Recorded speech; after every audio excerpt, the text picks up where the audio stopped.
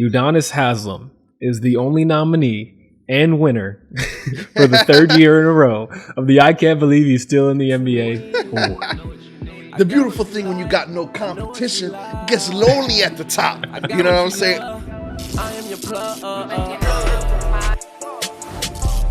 And we are back. Back again for another episode of Hoop Plug. Yes, sir. A jam-packed holiday, July 4th, Freedom Edition of the Hoop Plug, baby. You know what I'm saying? Sir. We ain't playing with them. And I think it's just so fitting we're talking about July 4th. We're talking about freedom. And the topic at hand today just so happens to be free agency, baby. And boy, has it been active, my brother. But before we get into all of that, I got with me my brother, my partner in crime, decked out in a polo jean jacket. Yes, stir fry tie. How we doing? I'm good, brother. I'm good. Excuse me if I gassed you up a little too much. You know what I'm saying? I'm excited to record on this holiday morning. You know what I mean? Me too.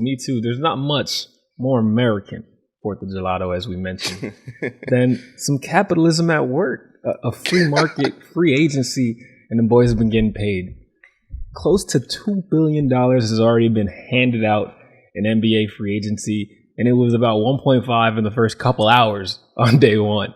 So big bags left and right, and me and Firas are here to break it all down.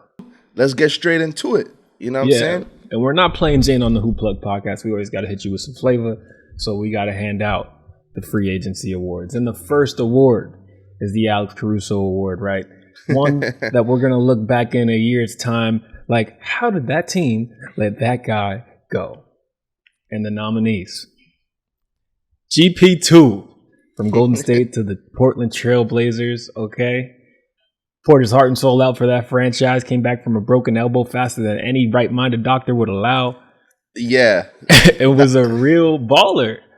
Made a real impact in helping Golden State get their 4th championship in the recent memory. That part, and let's just confirm, right? That's Gary Payton the second. That's 2, not the original, number 2. You know what I'm saying? And all jokes aside, Ty mentioned it. He's been able to impact for this team on both ends of the floor all season when they were missing their guys. You know, between the injuries that Draymond and Clay had, and Steph missed some time. You know, cats like Gary Payton the second really were able to hold it down. So that's unfortunate they couldn't hold on to him. But you mentioned it. One of those guys could very potentially be the winner of the Alex Caruso Signing Award.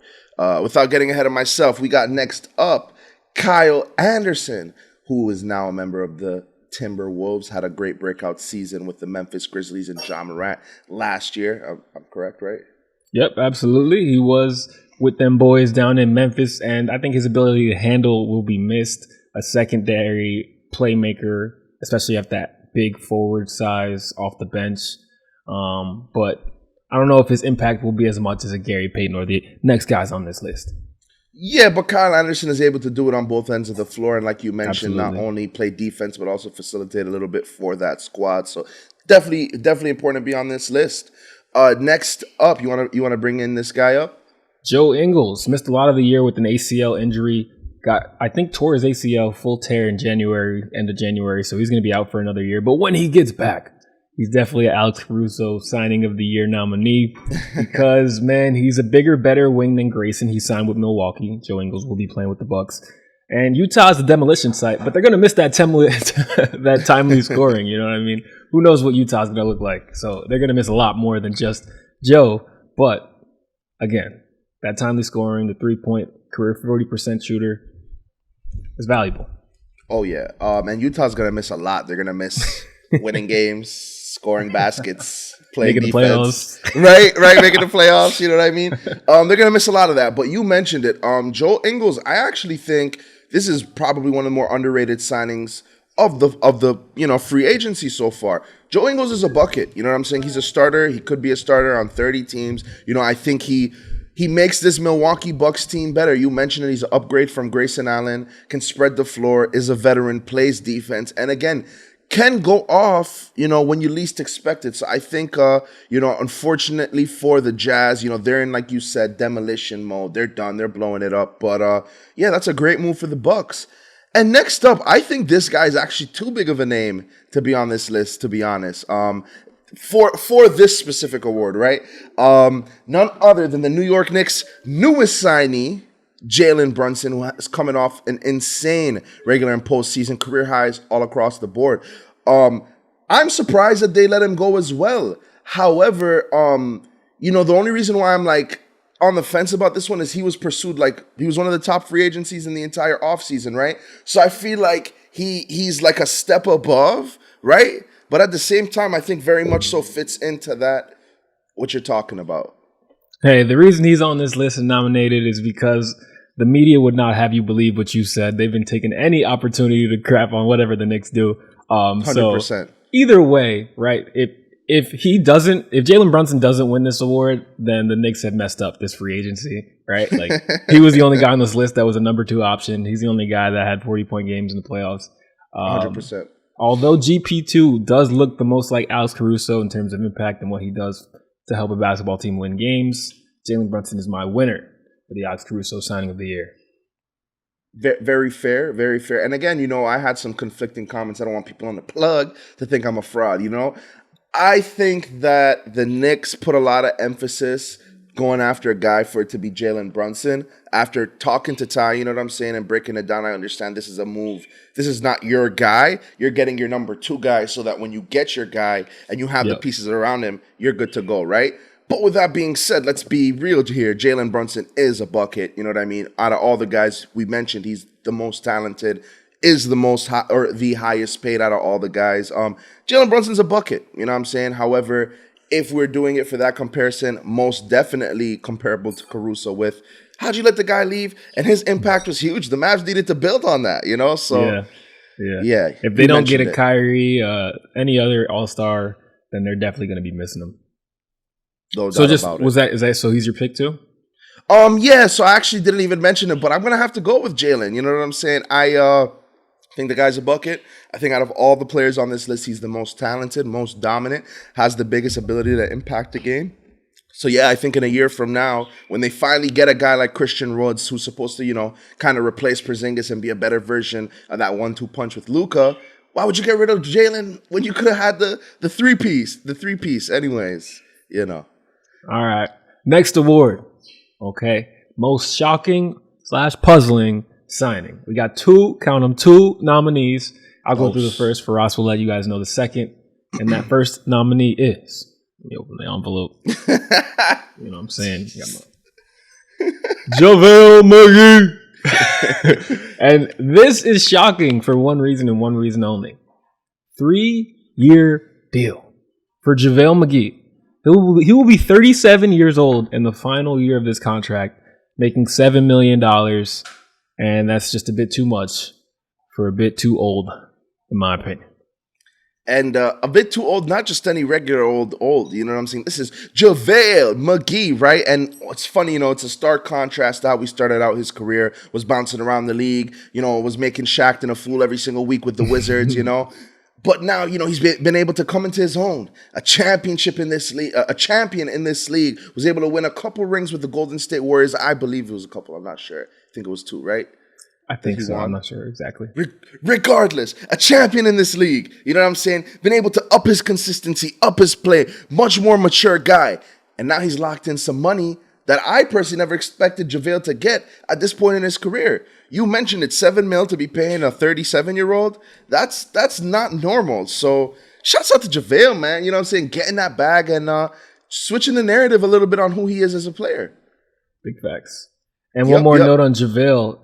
The analytics guys, this is the guy they scream down the hall. JaVale McGee. Yeah, he's got it. His analytics are off the charts. He was averaging 10 and 12 minutes for Phoenix. And I think it was just a little benefit of the system. But either way, there's a reason he's getting this big bag at this old age. Yeah, JaVale's, listen, at the end of the day, I like all the things that he can do. He can impact a championship contender throughout the rest of this 3-year deal, if you ask me. So I don't think it's a bad move, but just definitely a little too much for JaVale McGee. Next up on this list, basically 2 nominees like you mentioned. We have our guy, you know what I'm saying? The shortest defender. No, let me chill out. But for some reason, PJ Tucker's always, I just blew it away, right? But he's always guarded 7-footers. And I was getting embarrassed a little bit, right? But the next guy on this list just so happens to be PJ Tucker. The 76ers signed him to a 3-year, $33 million deal. What? James took a pay cut to pay PJ Tucker? Excuse me? To pay an old specialist? Yeah. Who isn't that special anymore? You see why he was a nominee. 3 years, $33 million. We said JaVale McGee will be 37 in his final year. Well, PJ Tucker's 37 right now. Okay? so enough said. They're going to be paying a 40-year-old $11 million to sit on the end of the bench, man. The last person who got a deal that good was Luol Deng of the Los Angeles Lakers. All right. Exactly. But out of these two guys, man, I think it's an easy one for me. But Tom, I'm going to let you do the honors, brother. Who's your guy out of these two picks for the most shocking? It's easy for me, too, and it's pretty much the age. PJ Tucker. He's good right now. He's going to help them this year, but I can't see it helping too much after that. Yeah, I'm with you there. You mentioned it. PJ is going to be, a fossil by the time the back end of his contract comes up. The championship adds a little bit to his resume, a little bit to his price tag. But, yeah, I'm going to go with you on this one. PJ Tucker's the one that shocks me. To pay a 40-year-old $11 million, not named Jordan, not named LeBron. Come on now. Like, nah, that ain't going to fly. Word with it. All right, next up. Most likely to get fined for tampering, right? And there are two nominees. The first being John Wall. Woj was on that story early. The second being Jalen Brunson of the Knicks. Okay, and I got a take on this, right? The Mavs have been hating on the Knicks. They actually are taking this to the league office and are going to get the Knicks investigated. Like, I'm pretty sure the NBA is going to look into it. But Jalen Brunson's dad works for the Knicks. Jalen Brunson's dad played for the Knicks. Leon Rose, our general manager, his daughter and Jalen were childhood friends. So it's not tampering, guys. It's Sunday dinner. All right? It's a family affair. At the family reunion. But yeah, no, you mentioned it. I think out of these two trades, the Jalen Brunson one would probably get looked into a little bit more. And you mentioned it is for a few of those reasons, but none other than basically before the finals were done, we had already knew Jalen Brunson was in talks with the New York Knicks. And that's as the average fan, right? So let alone once you get private investigators and detectives, I don't think they overturn the move, but I think they find a way to find the Knicks some bread, some coin, you know what I mean? Because you said it, right? This was not an easy move for the Knicks to make, right? This was like an 8-step process where you had to get rid of players and give away cash and give away salary just to be able to be in the conversation, right? So I think the Knicks had to be a little sure to go through all of those steps to be able to think that they were going to get Jalen Brunson. You know what I mean? So I think out of the two trades, out of the two signings, that's probably the one that's going to turn more heads. Absolutely. And I think they just don't care enough about John Wall. So that's not going to get investigated, even though we knew he was going to go to the Clippers for about 2 months. To be fair, that one is open and shut. I feel like you said it. No one really cares about John Wall, but we've been known about that one too. Like they weren't really hiding that. Facts. And it was kind of funny how like usually free agency, boom, like hour 1, everything's happening. Everyone waited 3 hours and then everything came out. Like it was like, all right, let's just chill so we don't get fined. You know what I'm saying? Some Marshawn Lynch vibes. All right, you want to introduce the next one? Yeah, man, definitely. Ain't nothing like, you go to the store on the weekend, you come back to school, you got a couple new options to select. You know what I'm saying? I mean, I'm getting a little away from it here, but this is the best new fit award. You know what I'm saying? And I was talking about, you got a new fit on, you got some new sneakers on. Ain't nothing like that crispy outfit. That ain't the type of fit I'm talking about today. Okay? I'm talking about free agency NBA 2022. All right? Some of these guys, man, I think that they're going to be able to impact their team and immediately turn them into championship contenders. Some of these guys, they're going to take their team from fringe playoff to guaranteed playoff. And some of these guys are going to push their team all the way. We're going to start off with this list, a guy we already mentioned earlier today. You know what I'm saying? Joe Ingles, formerly of the Utah Jazz, now of the Milwaukee Bucks. I already mentioned it before, how great of a signing I think this is. I think it's underrated. I think you bring in an experienced starter who could spread the floor and play defense and, kind of take some pressure off of Giannis, Chris Middleton, and Drew Holiday. I think you incorporate him, throw him in with a Brook Lopez, this is a very dominant team. This is a team that can play defense, that can shoot, that can spread the floor. So that's my thoughts about Joe Ingles. And Ty, without further ado, I'm going to let you get this next one, you know what I'm saying, being that he's your boy over in New York. So, yeah, real quick, I like the Joe Ingles fit too, right? He's going to take all those Grayson Allen minutes and immediately upgrade the Milwaukee team. Just think about all the times Grayson was getting exposed in the playoffs last year. Next nominee, Jalen Brunson of the New York Knicks. And I love this fit. We've needed a point guard for about 75 years. And a lot of that Julius Randle being so bad is a lack of a point guard. Alec Burks walking the ball up the court and just immediately finding him and letting him have free range on an offense without a guided, steady hand. Now we have Jalen Brunson making $104 million to look at Julius and say, nah, bruh, not right now. Okay, and that alone will make this fit beautiful, especially for a Knicks fan. It will be watchable again. It's going to be good.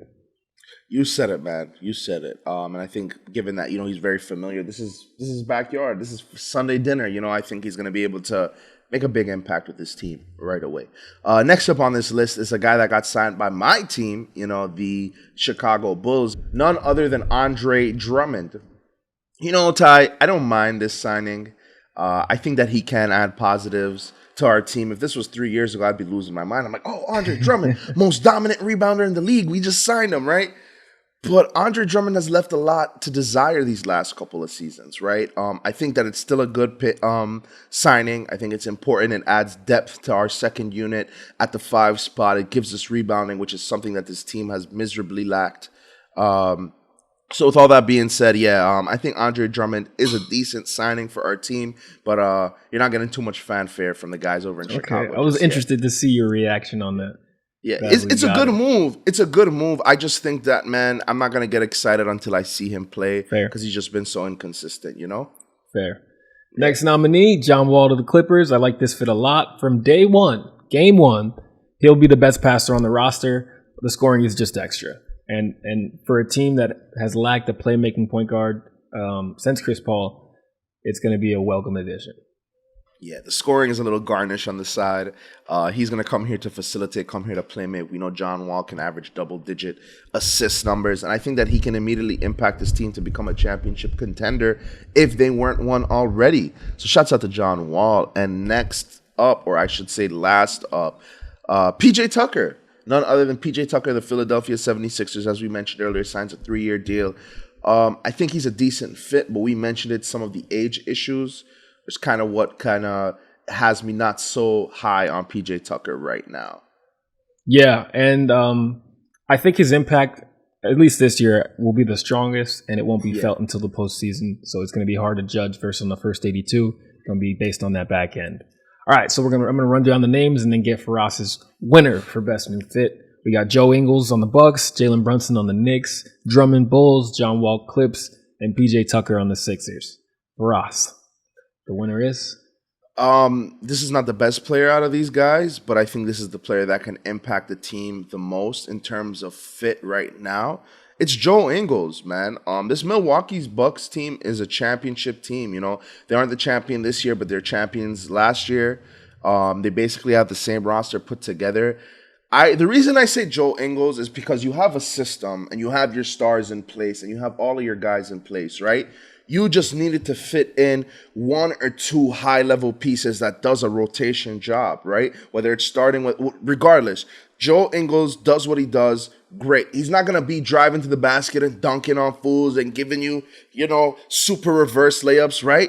But he's great at the things that he does, shooting 3-pointers and playing defense, right? And that's exactly what this Milwaukee Bucks team needed, right? Grayson Allen was inexperienced, doesn't play defense. When he finds himself starting to get exposed on that end, he starts to kick fools in the nuts and whatever the case may be, right? So with all that being said, man, I think Joe Ingles just so happens to be the best fit out of all of these guys because he can impact a contender now. And it's not like he has to score 20 points to do it. All right, Firas zigged and didn't pick the Bulls player. I'm going to zag and not pick the Knicks player. I'm going to go with John Wall. And I think it's not going to all be because of him, right? The impact of Paul George and Kawhi being healthy for 75 games, which I anticipate this year, is going to be a big help. But the fact that they're going to play small with all those wings they have, they're going to do a lot of 5-out offense. And with John Wall bulldozing down the lane and kicking out to shooters, his impact will be greater than it has been in a long time, to say the least. So I got John Wall for the best new fit. Yeah, and although I'm not disagreeing with you, I just think that because there's so many factors with the Clippers for John Wall to be at his best, which means a healthy Kawhi and a healthy PG and the rest of those guys being there. I'm not going to say that John Wall's not going to impact and score and facilitate, right? But the only reason I picked Joe Ingles is because I think that it's less factors that you have to rely on, you know? Fair. More than fair. Yep, all right. Yep. Next award, we got underrated signing of the year of the offseason. All right, we got 5 nominees for this one, some repeat offenders. I'll start it out with Dante DiVincenzo. He is now a Golden State Warrior. He's going to get a lot of those Gary Payton minutes. I think he's a nice pickup. He can do a little bit of everything. So I like Dante DiVincenzo as an underrated signing for Golden State. Yeah, I'm with you there, Dante. I think he is a steal of a pickup. Very underrated. You know, I don't want to get too carried away with who I think is the most underrated signing. But, yeah, shouts out to Dante, man. You know, built some great experience with the Milwaukee Bucks.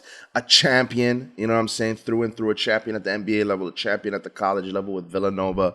Man, there's a lot to like about Dante, especially his play style and how it fits with this Golden State Warriors team. Next up, a former Golden State Warrior, you know what I'm saying, GP the second, you know what I'm saying? He's now a member of the Trailblazers. He's going to probably be sharing a lot of minutes or coming off the bench for that team with Dame Lillard and CJ McCollum, you know what I'm saying? A stacked backcourt, you know, is not going to see too many minutes in the starting unit.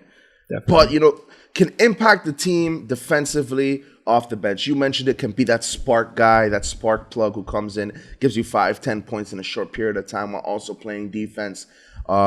Gary Payton, I like that signing for the Trailblazers, but the only problem I feel like is the Blazers are just missing too many pieces, you know? It's not like they're 1 or 2 pieces away. They might be one major star away, but you get what I'm trying to say. I also have an issue with this signing, and it's for a different reason, but one, on Gary Payton, he got here because of what he did last year. The impact, we all acknowledge it. It was clear as day in the playoffs until he got injured and even after he came back.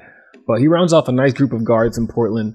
But they have so many guards. Like, outside of Gary Payton, they have Dame Dollar, Anthony Simons, Josh Hart, Eric Bledsoe. Yeah, I know everyone forgot. I forgot he was on that team.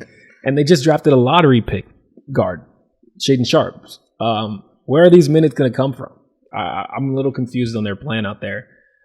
They just had 2 small guards with Dame and CJ, and it looks like they are going right back that route. I don't know. Yeah, it's a little confusing, to be honest, but that's why the Trailblazers are not known for championships. With that being said, next up on this list, a repeat offender, our boy K.A., Kyle Anderson, now with the Minnesota Timberwolves.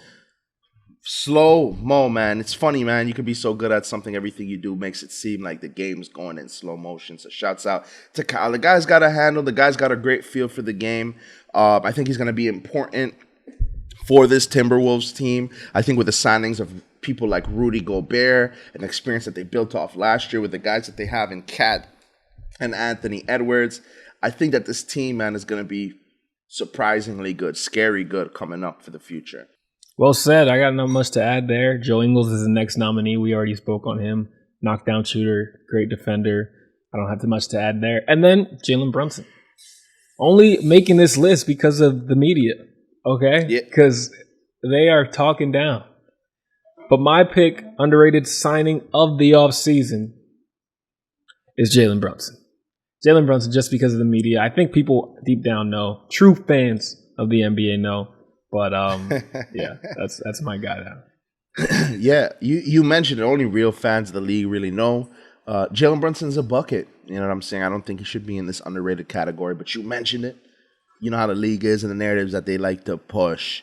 With that being said, Ty, who do you think is the biggest underrated signing out of all the guys on this list? I would go Gary Payton, but because of the guard thing, I can't go there. So I'm actually going to go Kyle Anderson. Like I said, the defensive numbers are really good, especially when they started to switch everything in Memphis. He became an elite defender. Sure. And then the offense, he can't really shoot, but he can do everything else. He can really play make. He can really get to the buck. So Kyle Anderson's my pick. Man, and that's important that you mentioned, right? It's funny how, just your basketball IQ can get you so far in this league, right? Guy like Kyle Anderson, experience with Tim Duncan and Kawhi Leonard and that original big three over in San Antonio. Had some minutes with that squad. With all that being said, man, Kyle Anderson, he does a lot of good things. That basketball IQ and the things that he picked up from Pop has impacted him well here or helped him out a lot in Memphis. I'm actually going to go with Dante DiVincenzo, though. I think that he's been able to build a lot of experience in Milwaukee. I think he's going to be able to take what he's learned and built on it in Golden State. He's going to get some minutes, especially like, dude, we saw what happened to Jordan Poole. We see how these guys have their coming out parties. I think Dante DiVincenzo can, really come into his own on the Golden State Warriors, Absolutely. And he was having a really good year, averaging 13 for Milwaukee before he got a really serious leg injury. I don't remember what it was. But if he can get back to that form, oh my gosh, with that Golden State culture, that ball movement, he's going to really benefit. No doubt about it. Ty, I know you want to bring this one up. I know you want to talk about this one, so I'm going to let you have the honors. I can't believe he's still in the NBA signing. All right, this award, if you don't already know, goes to someone that a very reputable organization flew out to personally offer him another contract. If he signs this, it will be his 20th season in the NBA. Udonis Haslem is the only nominee and winner for the third year in a row of the I Can't Believe He's Still in the NBA award. The beautiful thing when you got no competition, it gets lonely at the top. You know what I'm saying? Ain't no worry about no competitors taking my awards, man. And Udonis, he's got it. I think it's funny. Udonis Haslem is the only player in league history to have 20 years in the league and have not played in 8 of them. You know what I mean? I think he's the first guy. Vince Carter, he's the last guy, I think, to hit 20 seasons in the league. He was bouncing around and he was all over the place. And even in his old age of, I think it was 41, he might have been up there, right? He was able to impact those Hawk squads and those Grizzly squads that he was on in the back end of his career. Udonis Haslem, he's impacting fights after the game. Like, Udonis Haslem is doing nothing but just, throwing chatter. He's basically the next assistant coach. I don't know what it is that he does. Facts. Shouts to UD. He's the highest paid assistant coach in the NBA because that's what he does. He's a coach. Seriously, bro. That fool is not a player, right? But player coach, you know what I'm saying? They let him get away with it. They let him get a little bit of the notoriety in the meantime. You know what I'm saying? Okay. The next award is the underrated extension of the offseason. And this goes to guys that were not potentially going to sign with their team, but after discussion, after talking with their front office, their agents, decided to re-up with the franchise, stay 10 toes down. And the first nominee is from Firas' Chicago Bulls, Mr. Zachary LaVine, signing for 5 years, $215. I think it's underrated, right? There was a lot of talk of he not wanting to stay with the Chicago Bulls. I think if he didn't get DeMar, he would have been long gone. But he's back. They're running it back. And it's important because this was a big step. 100%. I'm happy that they were able to keep Zach. I think, you have this rebuild. If you have this squad going forward without Zach, you're missing something. I mean, he is the focal point of this team. I think DeMar DeRozan has had the best season out of all the guys so far, but I think Zach LaVine is undoubtedly the leader on this squad, right? He might not be so vocal with it, but he's been here the longest. He's been there for the ups and the downs, It's important to be able to run it back, and I think it wasn't such a guarantee that Zach LaVine was going to sign again. So that's important. Very underrated extension. Glad to hear it. Glad to see it. Love that you're going to be a Bull for the next 5 years, my brother. Next up on this list, we got our boy, Bobby Portis Jr., you know what I'm saying, getting a 4-year, $49 million bag. Not a bad little contract for someone of Bobby Portis' talent level. Ty, why don't you give us your thoughts on his contract, his extension? Yes, I know Bobby well, former Knick and NBA champion. I think this is a perfect amount, about $12 million a year for 4 years. He's underratedly important. Does a lot of what Brook Lopez does, but with a mid-range and a mid-post game that you wouldn't expect from Bobby. But He's been very good for Milwaukee, and I think he'll continue to do so. I think this was a very important extension for a Bucks team that wants to contend not only now but for years to come. 100%, 100%. You said it. And the one that actually jumps at me a little bit, and not to say that it wasn't deserved, but it's this next one, right?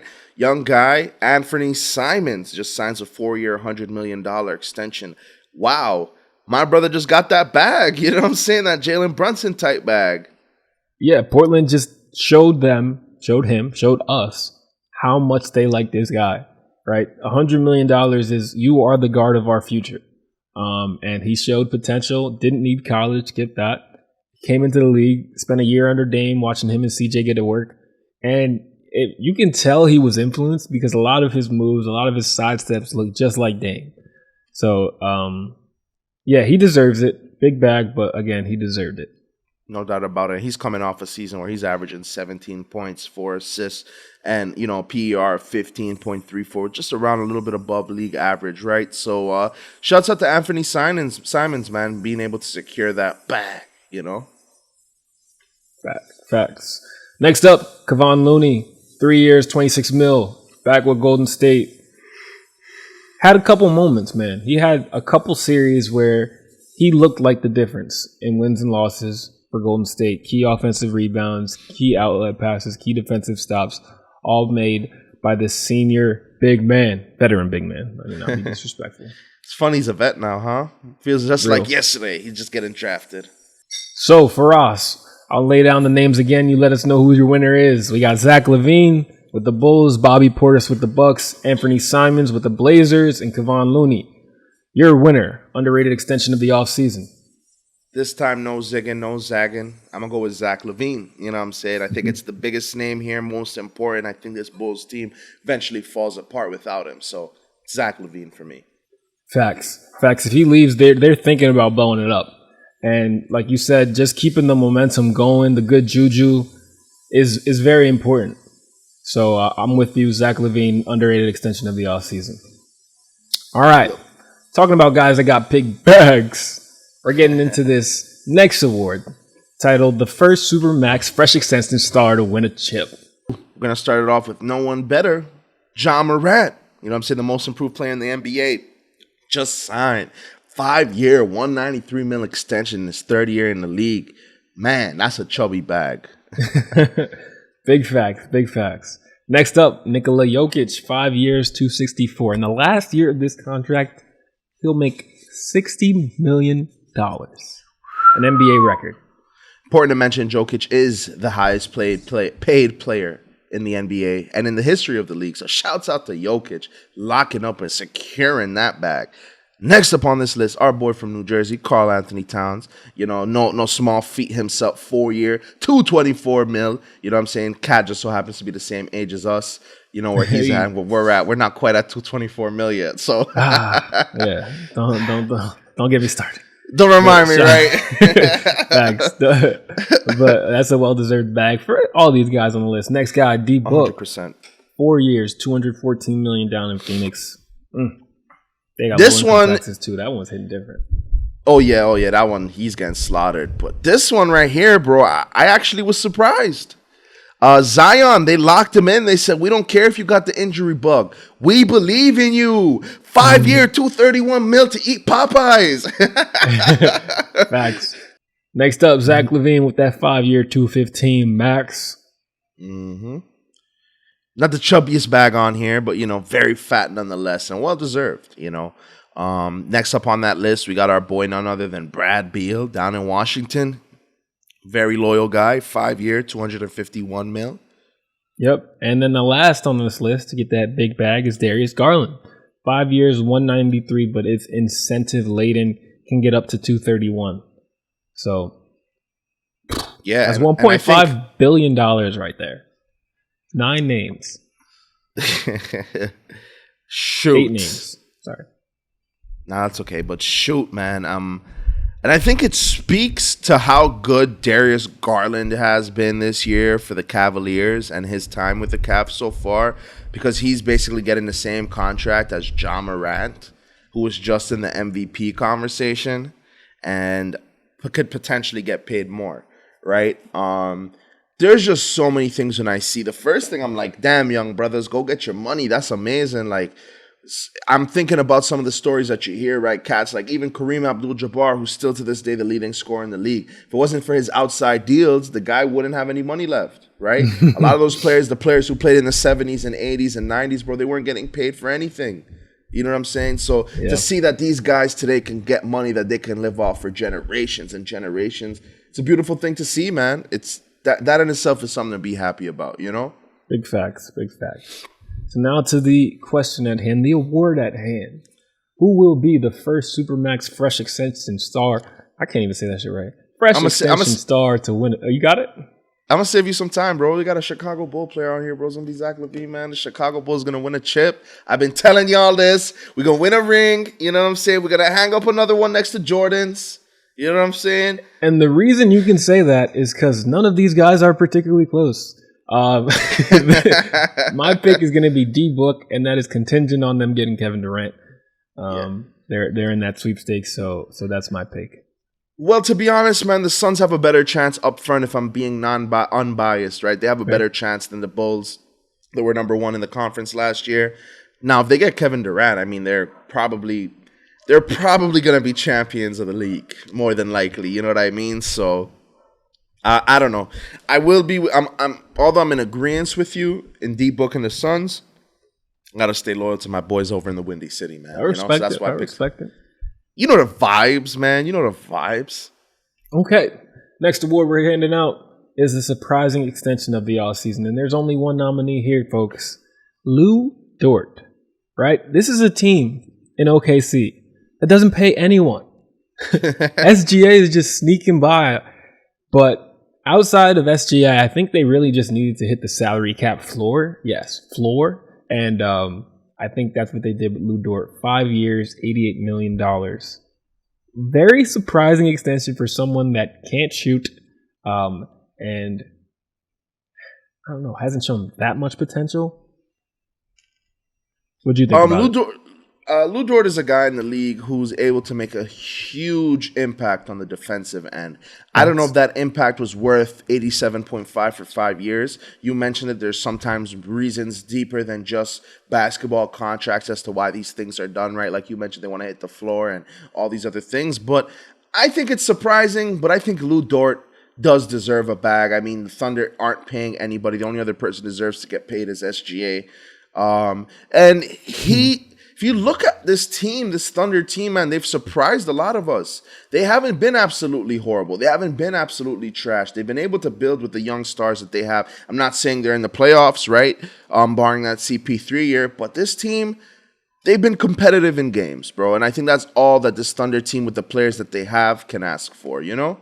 Yeah, I mean, there was that 60-point loss. Okay. I'm saying they were competitive in games. Not all of them. You know what I'm saying? That 60-point loss definitely is something to strike the memory pretty tough. I just remember calling Dylan the day after. I had to watch the highlights. Like, I've never watched the highlights of something so bad. Like, I just wanted to see how it happened. 60 is an unnatural amount. Okay. It wasn't the Grizzlies who blew them out? I think it was the Grizzlies. It was the Grizzlies, yeah. And Ja Morant wasn't playing. Yeah, I remember that. Ja was getting cyberbullied. Oh, that was crazy. Crazy. All right, so that wraps up the extension and off-season free agent period awards. All right, so we wrapped up the fresh extensions, the conversations on free agency, handed out our awards. Now it's time to get into some of the trades that happened over the weekend. First one we got to discuss is Malcolm Brogdon to the Celtics.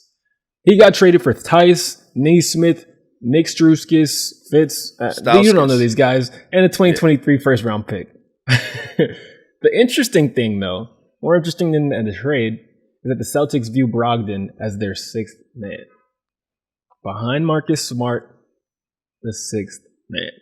Firas, what are your thoughts on the trade and the fit of Brogdon in Boston? I think the Celtics absolutely hustled the crap out of this team, out of the Indiana Pacers team. Other than Nick Stauskas, who I know to be, former Sacramento King, drafted almost over 10 years ago now at this point, right? Nick Stauskas was supposed to be the next Steph Curry before Steph Curry was around. Other than him, man, I mean, this Celtics team has basically fleeced the Pacers. Daniel Theis is the only guy who's really playing big minutes for the Celtics, or decent minutes, you know. Besides him and a first-round pick, I don't think they have anybody who can impact for the Pacers. Now, on the other end, Malcolm Brogdon is a highly skilled, highly intelligent basketball playmaker. I think him on the Pacers, he was that floor general for them. Young, but a player well above his years, right? You mentioned he's going to come and be this sixth man for this Celtics team who's just fresh off a finals run. I think it's a great move. Brogdon plays defense. Brogdon can score the ball. He can shoot. He can facilitate. He does all the things that you like them or like a player to do at that position. I think it's a great fit, and I think that he makes the Celtics team better. Facts. You said it there. And that was something we didn't really see happening. Everyone after the finals, me and you included, said it's going to be hard for the Boston to get back here because we don't see how they get better. And they just figured out a way, thanks to Indiana, but they just figured out a way. Malcolm Brogdon is going to help for all the reasons you just said. I see a lot online about this six-man nonsense and how the Marcus Smart versus Malcolm Brogdon debate. Like, why don't you just start them both? You can run them both out there, Jalen Brunson, Jason Tatum, Robert Williams at the five, and just bring Al off the bench. What's that? Jaylen Brown. Oh, yeah, Jaylen Brown. Jalen Brunson. Hey, Tigers, yeah. Jalen Brunson. This man is in love with that Knicks jersey, boy. You're not wrong. All right, but yeah, I don't see why they need either of them need to come off the bench. Just put Al Horford on the bench. But either way, yeah. I like it a lot. Yep, we're on the same page. This next one, Ty, and I know you've been itching to introduce this one. I got a couple ticks I got to make as well. But Rudy Gobert to the Minnesota Timberwolves. And that's not the story. We got to say who it was for. I can't even get this out, bro. Bro, to be honest with you, the Wolves got fleeced. They got absolutely fleeced. Bro, okay, so Gobert to the Timberwolves. Just Gobert for Pat Bev, Malik Beasley, right? Who Malik Beasley was a starter on that team, right? Jared Vanderbilt, Walker Kessler, which at this point you're like, oh, all right, like the T-Wolves, you know what I'm saying? They gave up a lot to get Gobert. That's not including 4 first-round picks. Oh my God. They gave up potentially 8 players for Rudy Gobert. And if you look at these players, his pick, Walker Kessler was a lottery pick about 3 days ago. He just got drafted. That's like a 5th first-round pick. Jared Vanderbilt, Malik Beasley, both 2 other lottery picks. All this for Rudy? And Malik Beasley, bro, I'd be in cardiac arrest. I would be. And what I don't understand is, right, this man, Pat Bev, made himself a Minnesota Timberwolves Hall of Famer after one season. Elite player for the Timberwolves franchise, right? Just to get traded the next season, they didn't even need to get rid of Pat Bev. They could have put D'Angelo Russell in that trade. I don't understand why you don't put D. Russ in that trade. He's the same salary as Pat and Malik Beasley combined. I would just put D'Lo. Yeah, you get to keep at least Malik or Pat. You know what I'm saying? You mentioned it, dude. Again, if you look at the star name, D'Angelo is the bigger star name, right? But if you look at the impact and what impact you're able to make on this squad, man, there's no point in going after a Gobert and going after guys like that. If you get rid of Pat Bev, who's undeniably become the heart and soul of this team, right? We know Cat's not a leader. You know what I mean? I love the guy. We know he's not a leader. Pat Bev was the leader of that team. Malik Beasley quietly in and out, night in, night out, was able to impact that team from the starting lineup. And Jared Vanderbilt, who's starting to come into his own. Not even getting into Walker Kessler. Not even getting into the future 4 first-round picks. I just hope they spread them out well deep into 2030s, because look, we've complained on this trade, and we haven't even mentioned basketball yet. They are trying something archaic now. 2 7-footers, twin towers, that hasn't worked since Gasol Bynum in I don't even know what year that was. 2010. Yep. This isn't an NBA. We're in the playoffs. Centers don't even play in the last 6 minutes of basketball games. They are off the court. And now you have 2 of them, and they're both your highest paid players. Gobert is on a monster contract where he'll be making $47 million in the last year. Utah is 13-21 in Gobert's last 34 playoff games.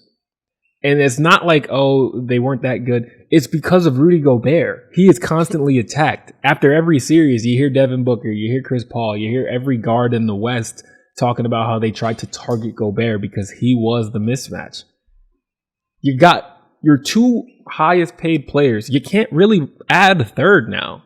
I mean, Anthony Edwards can potentially grow on that, but Towns and Gobert are going to make about $100 million together. And you're going to have to take one of them off the court. At least. It doesn't make sense. It's damn near impossible to run them both at the same time. I was kind of shocked to what they were going for here. Again, we know Cat can kind of spread the floor, and we know, but nah, man, you have 2 7-footers again. It's an archaic play type, like an archaic type of roster that you're trying to build here. And again, Anthony Edwards is a beast. You had a bunch of other good players that I think were starting to grow into their own that you just gave away. So whatever. I'm going to take out my crystal ball. I'm going to tell you right now, bro. In 3 years, Minnesota Timberwolves, run this clip. In 3 years, the Minnesota Timberwolves will be desperately trying to dump the Rudy Gobert contract, and there will be no suitors. They will be in a Russell Westbrook-like purgatory because of their own moves. They didn't have to do this. They didn't. And they got excited. They made the playoffs. They're like, let's be active this offseason. That's what it was. Made the worst. The Utah Jazz fleeced you guys. They absolutely robbed you guys. Bare face, no gun. Danny Ainge. He got him again. Wait, is it this is his first year. It's his first year. He just moved to Utah. Get the fuck out of here. Danny Ainge does it again, man. DA with the swiftness, bro. I'm gonna be honest with you. He's probably the greatest general manager. Is he a GM? Yep. He's the greatest GM I've ever seen in my life. Basketball ops, same thing. Yeah. DA, man, that guy he just gets it, bro. He basically fleeced the Brooklyn Nets. He did. Fleeced them, robbed them. And now he's doing the same thing to the Minnesota Timberwolves. You gotta love to see it, man. That green and white DNA just running through and through, huh? Facts. Big facts. Man. Firas, any final thoughts before we wrap it up? Now, my brother, I just wanted to say thank you for joining me as always. You know what I'm saying? My partner in crime in this action-packed episode of the Hoop Plug Holiday Freedom Edition. You know what I'm saying? I like that. We didn't even get to everything we wanted to. So we got Miles Bridges content, Clippers John Wall content, KD Kyrie content coming out. Oh my God. Be tuned for that this week. Firas, as always, let the people know where we put that flavor. Guys, put some flavor in your ear. Please.